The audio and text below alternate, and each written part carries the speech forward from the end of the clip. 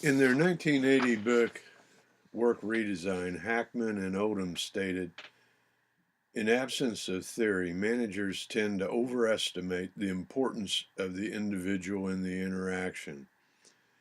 In other words, sometimes managers are too quick to blame the employee when the problem is really in the system. So managers need to be mindful to focus on the system first before blaming the employee.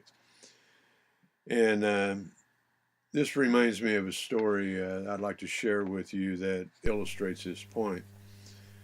I was consulting with a manufacturing plant implementing teams with employees, and we were at this point of implementation, we were doing employee orientations on the plant, out in the plant. And I had an orientation scheduled for Friday of this particular week, and when I came in on Monday, several people came up to me and they said, "Boy, are you in trouble this Friday?" And I asked why, and they said, "Well, Joe," they said, "Joe is coming to your meeting." And I said, "Well, who is Joe?" And they said, "Joe is the most negative employee in the plant." They said he'll be outspoken against teams and he'll influence other workers to be against teams as well. And I have to be honest with you, it bothered me hearing this, and I was having trouble sleeping that night just thinking about it. So the next day I came in and someone came up to me and said, "Boy, did you luck out?" And I asked what they were talking about, and they said, "Well, Joe said he's not coming to your meeting now." So I started thinking about it, and I thought, this is even worse. A person who may be influential with workers and in a negative way, he would not be there, and I wouldn't even have a chance to influence him. So the next day, on Wednesday, I came in. I asked the leaders if they'd take me out of the plant to see Joe, and they said they would do that on Thursday. So I came in on Thursday, and there was an entourage waiting to take me out to see Joe, and I asked why the crowd, and they said, "We want to see the show."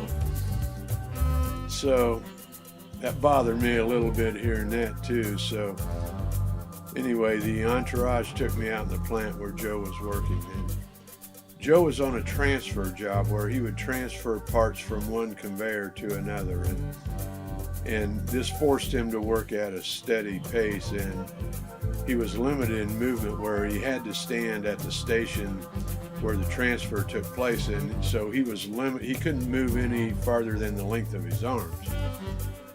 And I wanted to observe for a few minutes just to see how he worked, and I noticed that the workstation where he was working was under a mezzanine, and of course this mezzanine also had machinery on it, and so Joe was performing the work as expected, and although he seemed to be a little annoyed that we were there watching, I wasn't sure what to do, so I walked up and I introduced myself, and I could tell he was just not happy to meet me. And I really didn't know what to say, so I just said, "Joe, I heard you're not coming to the meeting tomorrow."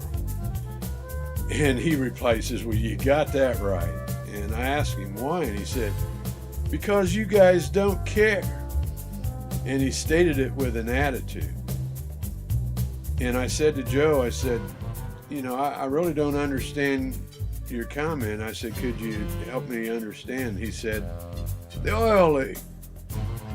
And I responded, I said, "What oil leak?" And he replied, he said, "The oil leak." And he pointed up over his head with his finger. It was then that I noticed that Joe was wearing a baseball hat that was soiled with oil. And on his chair was another baseball cap, and it was soiled with oil too.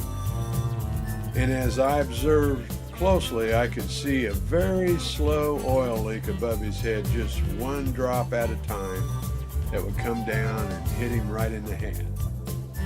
So over an 8-hour shift, it resulted in a soiled hat. And I told Joe, I said, "I understand now," and I said, "I'll show you that we care."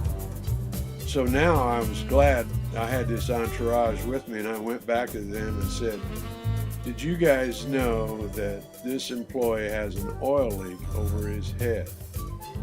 And to be honest with you, I think they were pretty embarrassed, and they said they didn't know. And I said, how many of you would perform a job all day with an oil leak over your head? Now, they didn't say anything, but to be honest with you, I don't think any of them would have done it.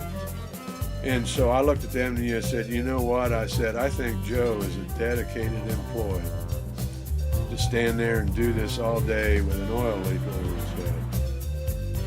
Well, they immediately got him off the job and got the oil leak repaired and apologized. And it seems Joe had tried to tell them about this oil leak, but he was just not a good communicator, and he was kind of rough with language, and he had this reputation, so it sounded like a rant, and they just ignored him.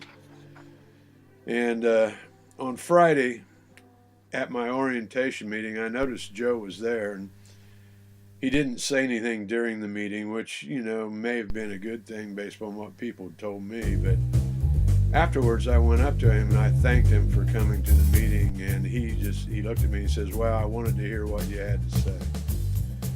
And I think that I had won Joe over to teams. And this story reminds me of Hackman and Oldham's quote from Work Redesign, that in absence of theory, managers tend to overestimate the importance of the individual in the interaction. And it's just a reminder that managers need to focus on the system first before blaming the employee. Thank you.